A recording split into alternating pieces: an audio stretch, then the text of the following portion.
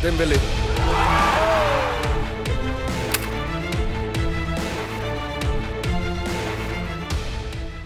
Ballon d'Or 2025 memang baru saja tuntas, tapi perlahan calon pemenang edisi berikutnya sudah mencuat ke permukaan. Siapa lagi kalau bukan Kylian Mbappe? Penyerang Real Madrid menyumbang 1 gol dan 1 assist dalam laga Prancis melawan Azerbaijan. Catatan tersebut membuatnya makin dielu-elukan. Musim ini Mbappe bertransformasi menjadi sosok yang makin komplit. Dia tidak hanya jago bikin gol, tapi perlahan mulai pandai melakukan pressing dan bertahan. Padahal di awal kedatangannya ke Madrid, Mbappe sempat dicap gagal oleh banyak orang. Lalu seperti apa transformasi Mbappe di musim ini? Starting 11 Moment kali ini akan membedah kekuatan Kylian Mbappe yang makin menggila dan siap memenangkan Ballon d'Or 2026. Mau tahu kisahnya? Simak video ini selengkapnya.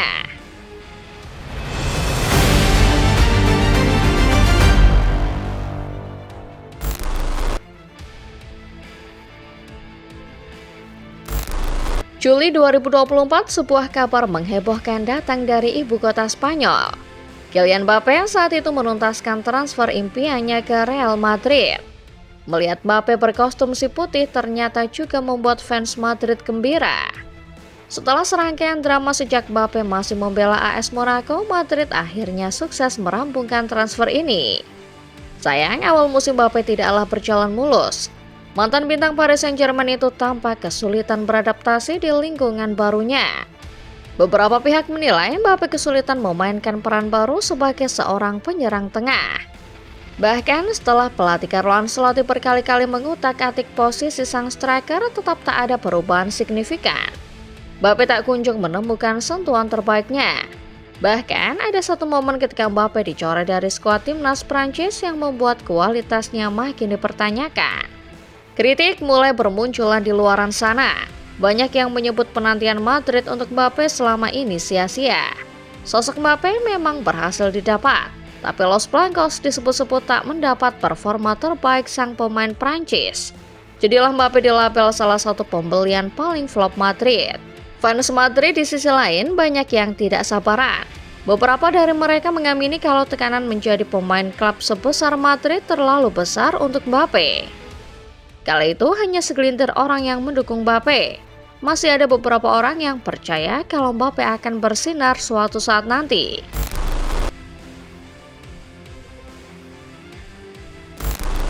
Pergantian tahun menjadi titik balik Mbappe bersama klub barunya. Setelah tahun berganti ke 2025, Mbappe seolah terlahir kembali. Brace ke gawang Las Palmas pada pertengahan bulan Januari menjadi awal mula kebangkitannya. Keran gol Mbappe lantas mengalir deras, hingga menjadikan sang striker sebagai penyerang tersubur di musim 2024-2025. Mbappe tidak menyangkal asumsi di luar sana yang mengatakan bahwa ia mengalami tekanan mental sejak merapat ke ibu kota Spanyol.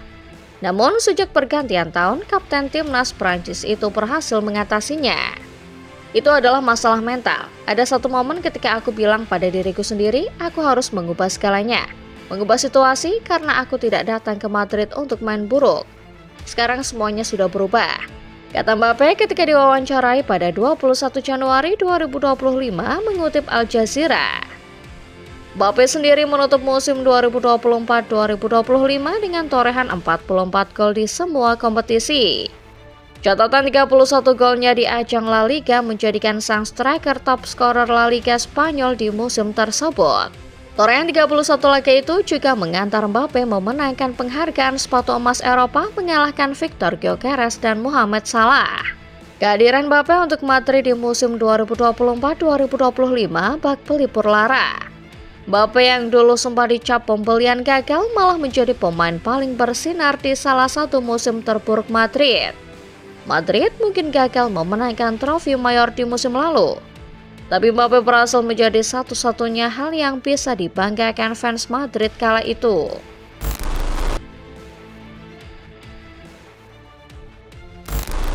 Hengkangnya Carlo Ancelotti akhirnya membawa perubahan buat Madrid. Kylian Mbappe yang menjadi salah satu personel skuad si putih dari ibu kota juga ikut mengalami lonjakan performa. Kehadiran Xabi sebagai entrenador baru ikut membuka potensi terpendam Mbappe yang sebelumnya gagal diungkap Don Carlo.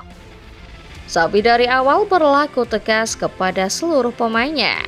Siapapun pemain yang malas berlari mengejar bola, maka ia tak segan-segan akan mengeluarkan pemain itu dari skuad. Mbappe punya masalah ini dari awal. Kemalasannya melakukan pressing dari awal mendapat perhatian khusus dari fans Madrid. Bahkan ketika masih di PSG, Mbappe sempat dikritik karena poin minusnya dalam hal bertahan. Momen Mbappe kena omel Luis Enrique dalam sebuah sesi tersendiri pun sempat viral di dunia maya. Momen tersebut menegaskan bahwa di balik kemampuan mencetak gol bak monster, Mbappe punya kelemahan dari segi defensif.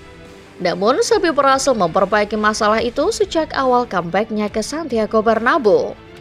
Mbappe tidak lagi menjadi pemain yang malas melakukan pressing dan merebut bola. Kemampuan bertahannya bahkan melonjak drastis. Bisaker Pro mencatat rating bertahan Mbappe naik signifikan dari 0,86 di musim 2024-2025 menjadi 1,55 di musim 2025-2026. Data dari Tribuna bahkan mengungkap kalau Mbappe menjadi sosok pressing monster yang baru di 5 liga top Eropa. Mbappe tercatat 13 kali merebut bola di area sepertiga akhir lawan. Angka ini adalah yang terbanyak di antara pemain lain di 5 liga top. Statistik ini mendukung foto Mbappe di laga kontra Khairat Almaty yang sempat viral di mana sang striker kala itu berpose siaga melakukan pressing. Mirip pose Ousmane Dembele ketika sedang ambil ancang-ancang untuk merebut bola di Paris Saint-Germain.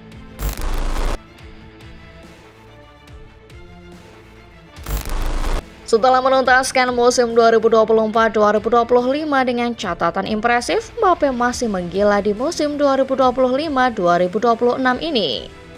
Pemain berusia 26 tahun kembali mendapat panggilan timnas Prancis untuk jeda internasional bulan Oktober. Mbappe masuk sebagai starter di laga kontra Azerbaijan dalam laga lanjutan kualifikasi Piala Dunia 2026 zona Eropa. Sang kapten Le Bleu tidak hanya numpang main di laga tersebut. Ia ikut menyumbang 1 gol dan 1 assist untuk pasukan Didier Deschamps. 2 kontribusi gol Mbappe ini tentu menjadi catatan yang spesial. Pasalnya lewat catatan tersebut, Mbappe sah tidak pernah absen cetak gol dalam 10 laga beruntun di level klub maupun timnas. Sempat banyak kritik yang menyatakan Mbappe beruntung karena mayoritas golnya lahir dari titik penalti. Tapi di laga ini, gol yang diciptakan Mbappe murni karena skill. Pemain bernomor punggung 10 itu meliuk-liuk melewati barisan defender Azerbaijan setelah menerima umpan Theo Hernandez dari jarak nyaris setengah lapangan. Mbappe menuntaskan tugasnya dengan eksekusi dingin ke sudut kanan bawah gawang Sahrudin Mamadaliv. Gol Adrien Rabiot pada menit ke-69 juga tercipta karena skill mumpuni Mbappe. Umpan silang melambungnya dari sisi kanan pertahanan Azerbaijan berhasil dituntaskan gelandang Milan dengan tandukan akurat ke gawang lawan.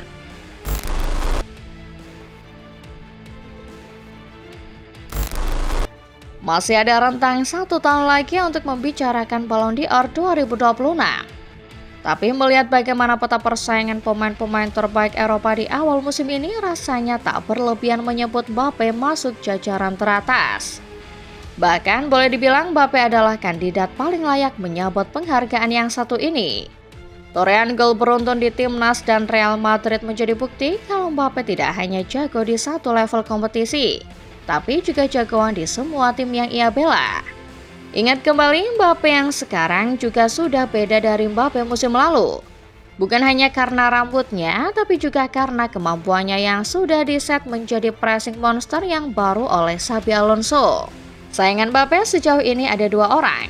Pertama, ada Harry Kane yang hari-harinya selalu berhias gol di ajang Bundesliga. Lalu ada Erling Haaland yang tak pernah kesulitan menceploskan bola kalau dirinya sudah mendapatkan si kulit bundar. Kita tinggal menunggu akan ada siapa saja yang akan masuk kandidat pemenangnya. Satu yang pasti, tahun ini Ousmane Dembele menang Ballon d'Or bukan hanya karena gol, tapi juga dari kemampuan defensifnya yang terlihat seperti sesosok monster. PR Mbappe untuk bisa samai kompatriotnya adalah memenangkan Liga, UCL, dan semua gelar yang mungkin. Baru setelah itu bukan tak mungkin Ballon d'Or 2026 akan jadi miliknya. Nah, football lovers, itulah dia pembahasan mengenai transformasi seorang Kylian Mbappe. Kalau menurut kalian, apakah versi Mbappe saat ini, versi yang sudah numbuh rambut adalah versi terbaik seorang Kylian Mbappe? Atau performanya masih bisa lebih gila lagi? Tulis opini kalian di bawah ya. Like video ini kalau kalian suka pembahasannya, subscribe channel Starting 11 Moment dan jangan lupa nyalakan notifikasinya. Karena akan ada pembahasan menarik, keren, dan terupdate lainnya setiap hari yang sayang untuk dilewatkan.